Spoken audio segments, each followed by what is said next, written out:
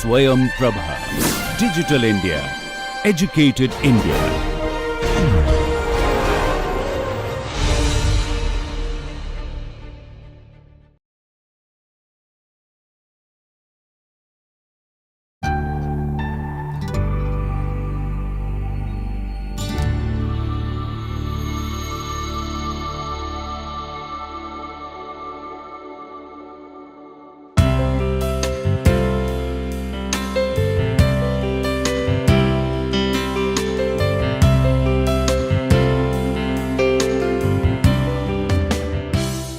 Welcome dear participants to the 6th week of our module.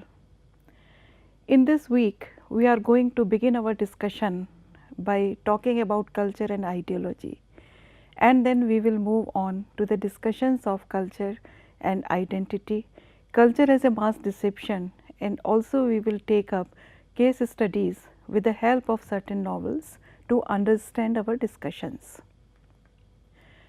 The point of convergence between culture and ideology is slightly difficult to pinpoint, as both these terms are polysemic and they have multiple meanings and possibilities of interpretations. Both these terms embrace those aspects of human existence which are non-material and which are also highly subjective. For example, they talk about ideas, values, worldviews, cosmologies, the very substance of the human history.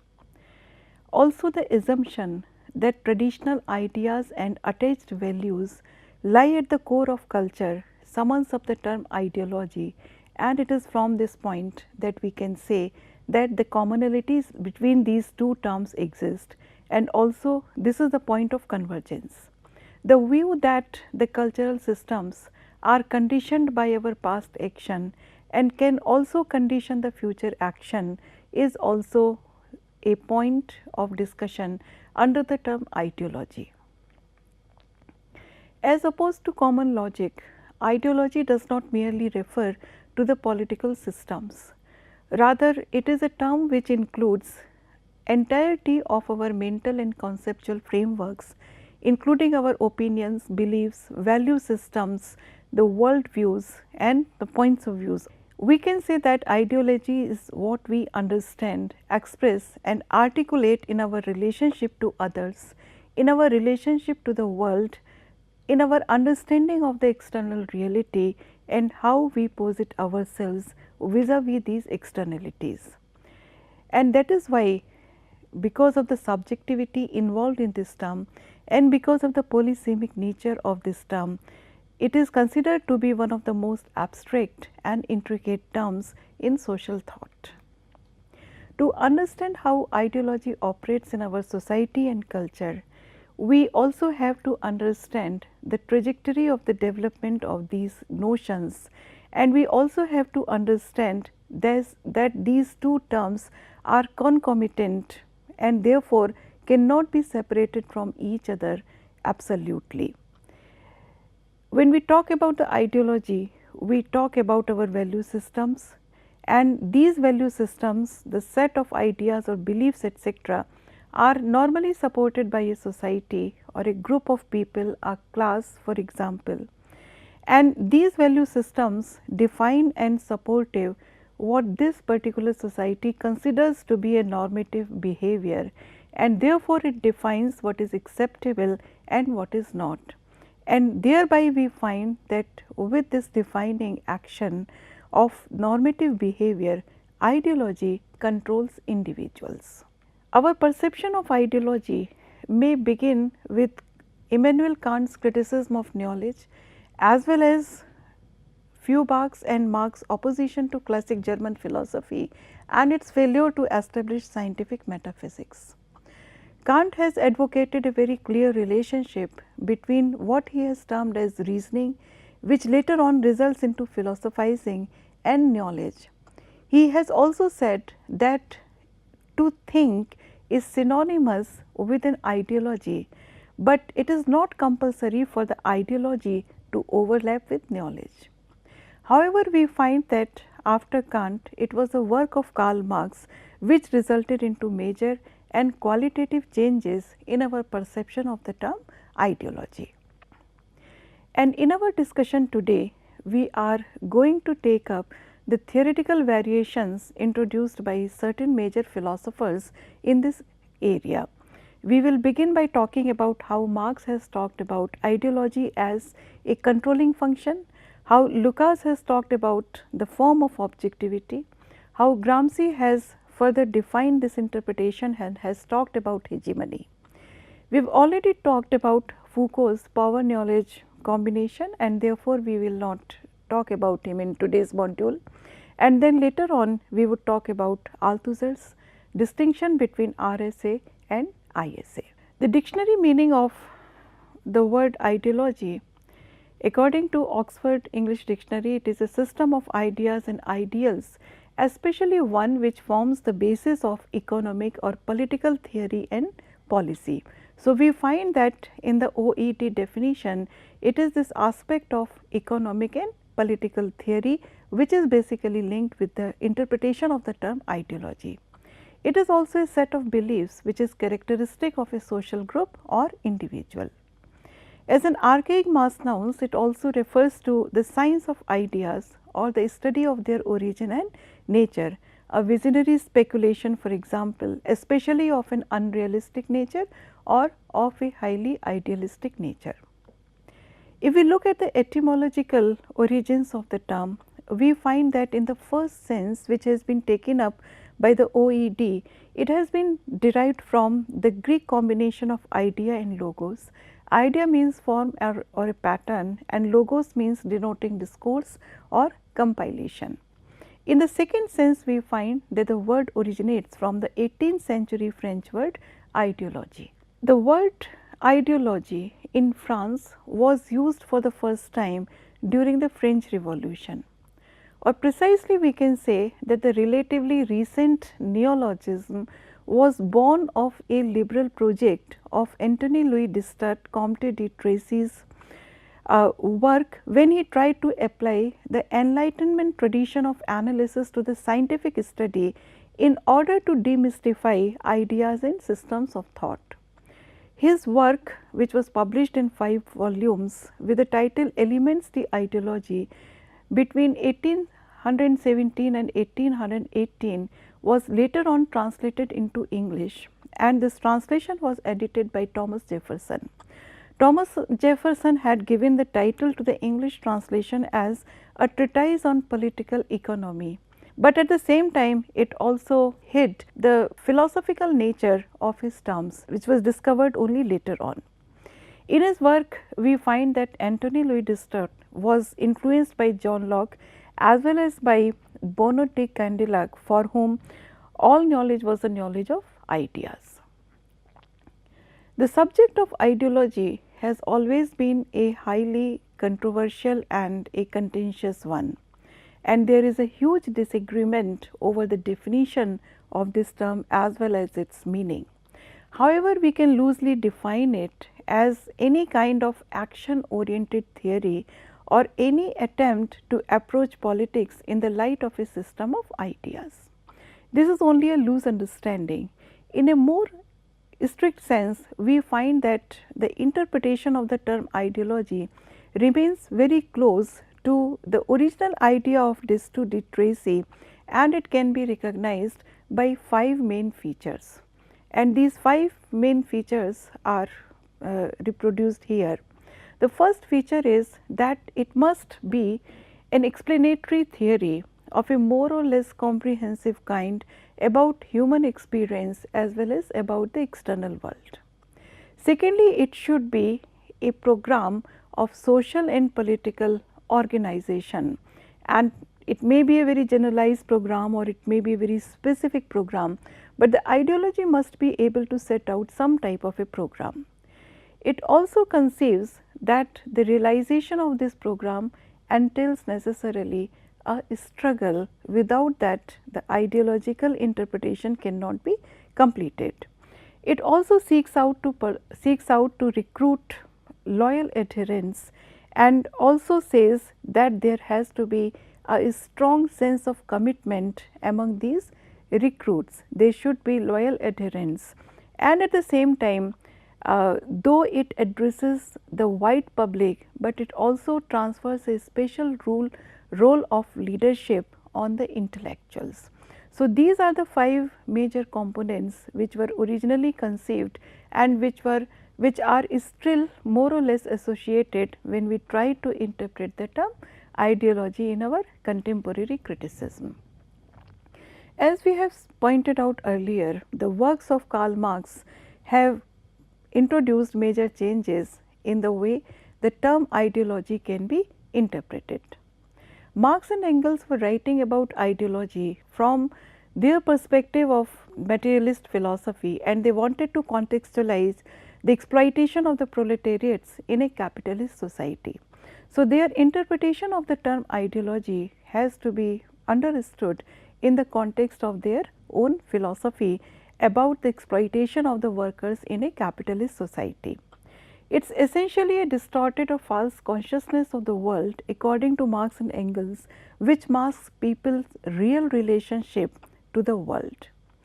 According to Marx and Engels, the real relationship which we have in our world, that is the relationship of power and exploitation between those who have control over means of production and therefore also necessarily have certain control over the proletariat. So, this is a relationship of power and exploitation, and this is exactly what is attempted to be hidden from the people with the help of the ideologies. So, therefore, according to the Marxist philosophy, ideologies are most widespread in any particular social order, reflect, reproduce and protect the interests of the dominant classes. So, according to Marx, we find that the ideologies reproduce the conditions which are necessary for the perpetuation of a particular mode of production, and in a capitalist society, the ideology obscures and misrepresents the actual relationships between the haves and the have-nots to hide the exploitation of the workers, and thus works in the favor of the masters or the capitalist system. So, according to Marx, we find that the ideology is the ideas of the dominant classes which they use to perpetuate the exploitation of the workers or the proletariat. Marx has compared the process of misrepresentation and distortion through the metaphor of camera obscura. Camera obscura was a contemporary device, not exactly contemporary, but slightly previous ones, but it was still popular. So, this is a Latin name which was first used by Kepler in the 17th century, and this device can be considered as the ancestor of the photographic camera today. So, this term refers to the natural optical phenomena. It is the creation of an inverted image formed by light rays passed through a pinhole into a darkened room. It led to portable box devices, and this is something which we will discuss later on in our discussions on media.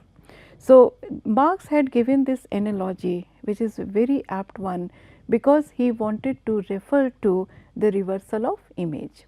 This idea of the reversal of image can be understood by looking at this photograph of camera obscura phenomena.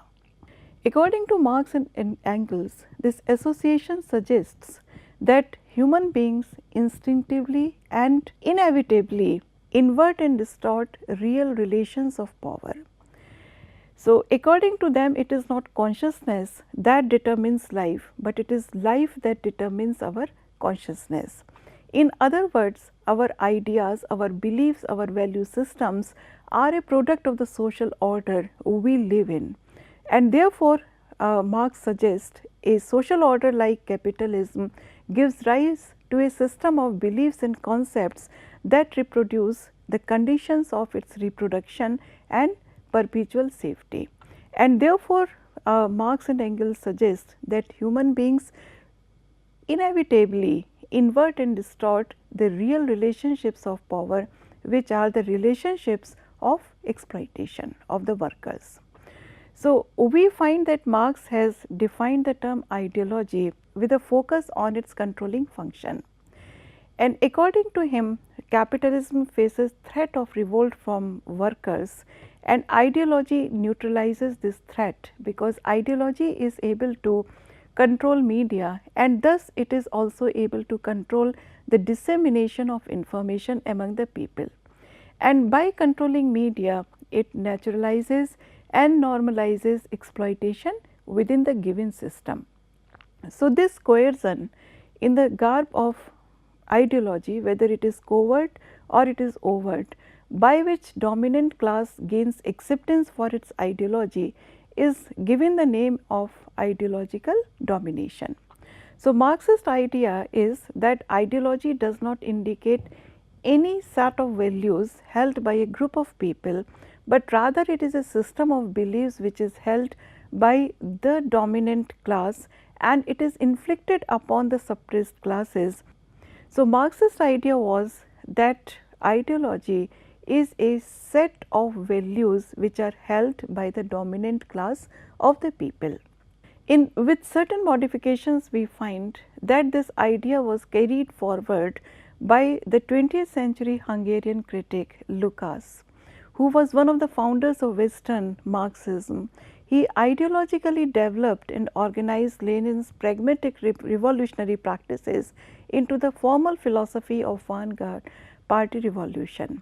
We also know Lukács as a major literary critic who has given interesting insights into the way a novel can be read and appreciated.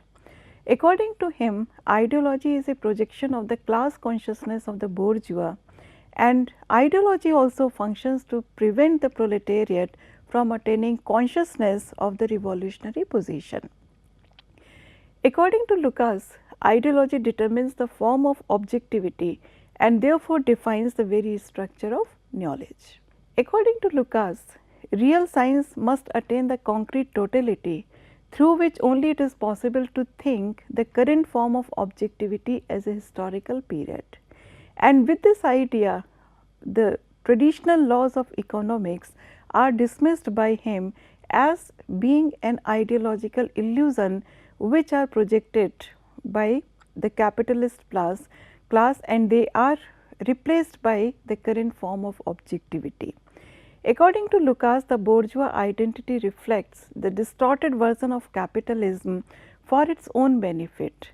But according to him, the proletariat can assume a more scientific point of view that can cut through the illusion and reveal the true nature of the system.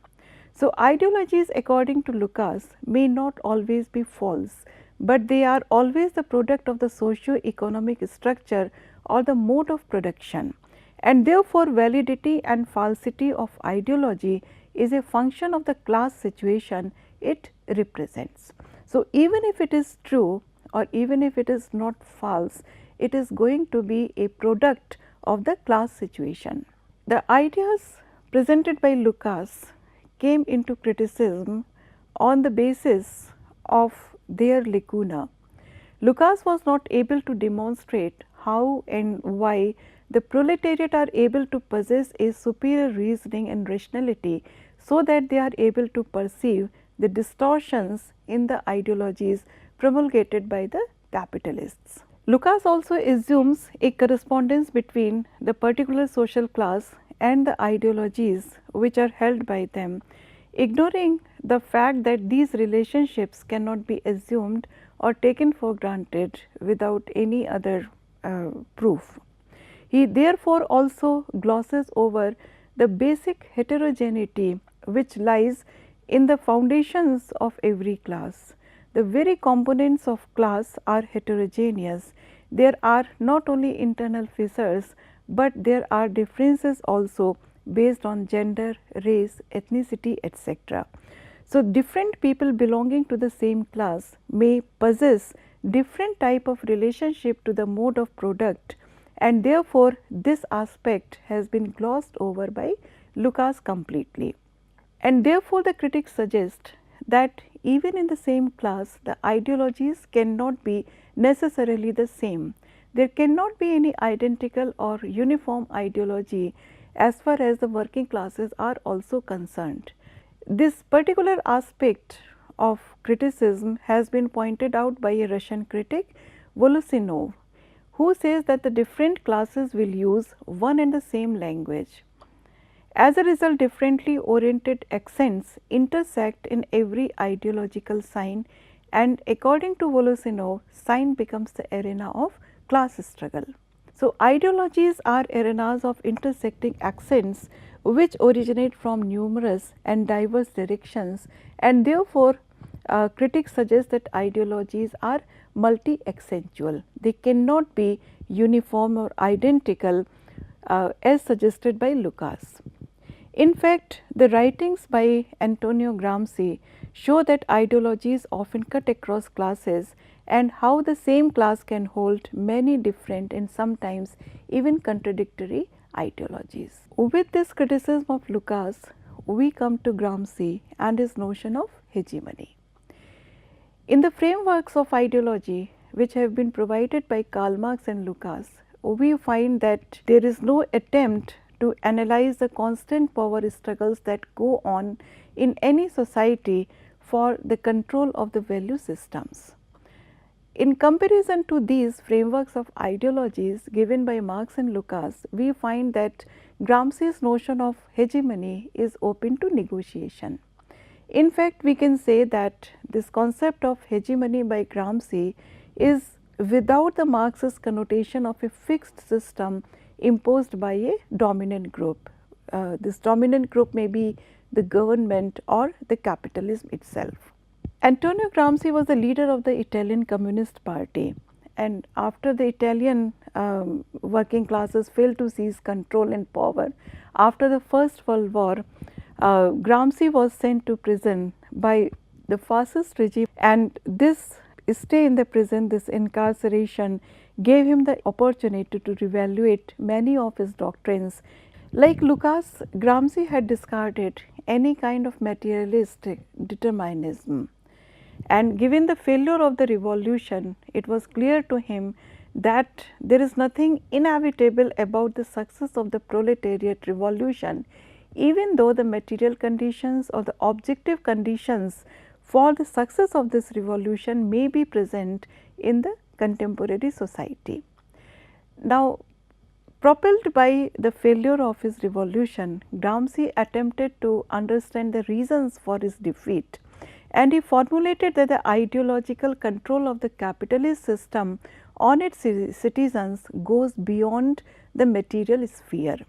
He believes that the revolutions happen on two levels simultaneously, at the level of economy and also at the level of ideology, and that is why he pays special attention to struggles between different systems of ideas.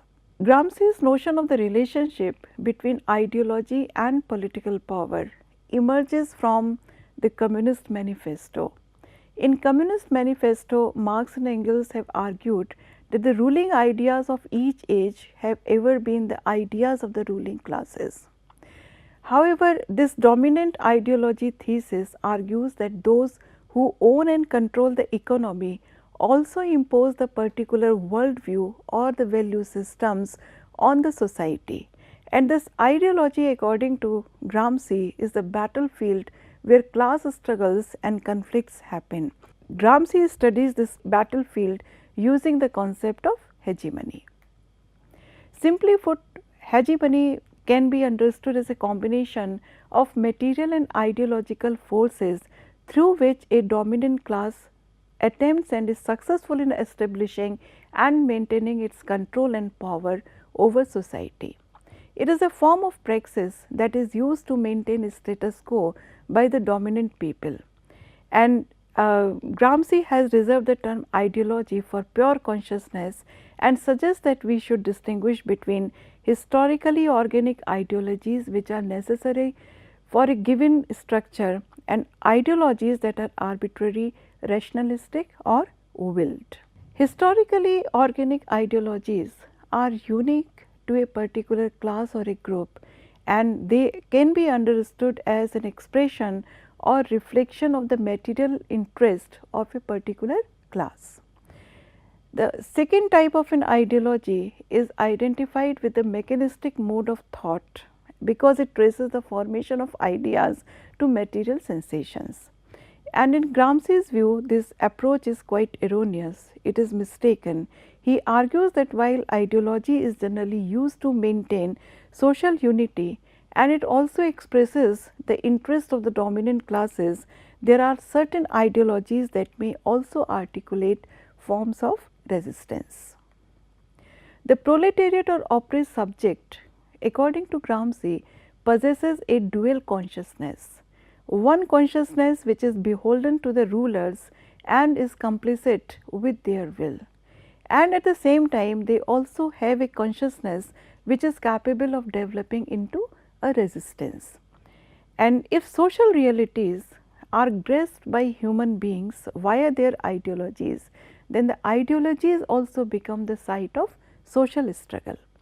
Gramsci has questioned the supremacy or the importance of the economic over the ideological, and therefore he has upset the basic superstructure conception of social relationships as presented in the classical Marxist thought.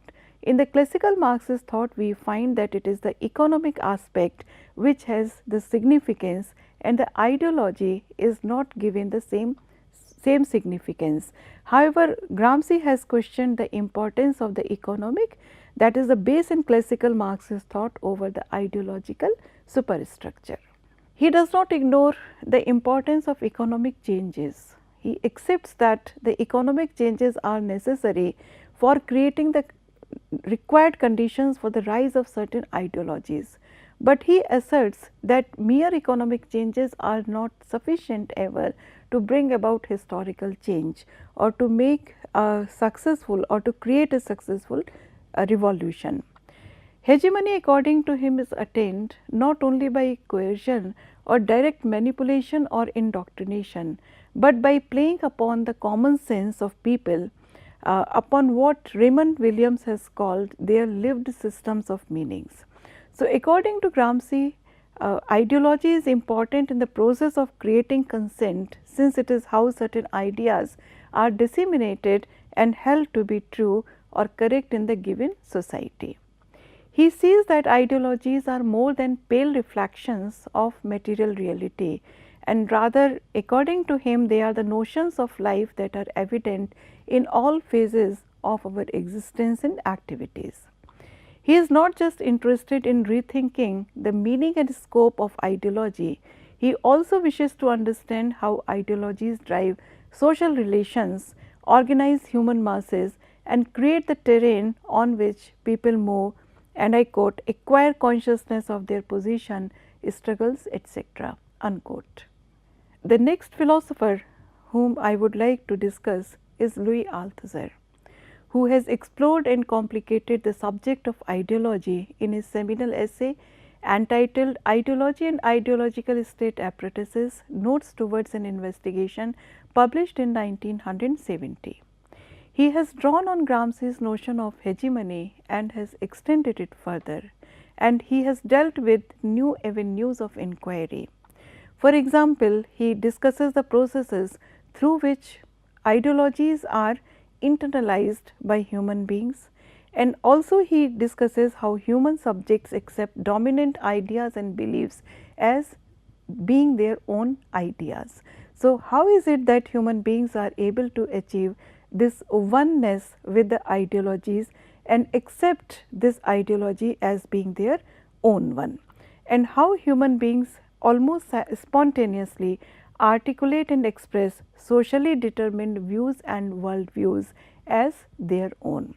So, let us say that Althusser has gone to inquire how the notions of hegemony can be internalized and how these notions of ideologies can be internalized by human beings. So, he also looks at how individuals and their sense of selfhood is interpolated. It is a term which is borrowed from Freud, and positioned, it is a term which is borrowed from Lacan and shaped by ideologies. Thus, according to Althusser, ideologies express the interests of dominant social classes, work through individual human beings, work upon individual human beings, and subjectivity and identity is itself formed in and through ideology. Althusser is particularly known about the differences he has presented between RSA and ISA. RSA is repressive state apparatuses and ISA are the ideological state apparatuses. He argues that conditions of society depend on the reproduction of means and means of production. The state is defined as a repressive machinery that maintains the status quo and reproduces the relations of productions through two different arms or apparatuses, that is RSA and ISA. The repressive state apparatuses or RSA, as the name itself suggests, is based on the use of force and coercion and therefore functions by violence. For example, the direct control through fear and threat of punishment, the use of police and army, etc. On the other hand, ISA is based on the subtle control and management of populations. It does not use any direct force, but it tries to work through consent and functions through ideology. This idea of ISA is similar to the concept of hegemony, and according to Althusser, it works through socially discursive institutions like the institution of education, schools, universities, the institutions of family, the religious institutions like church, etc.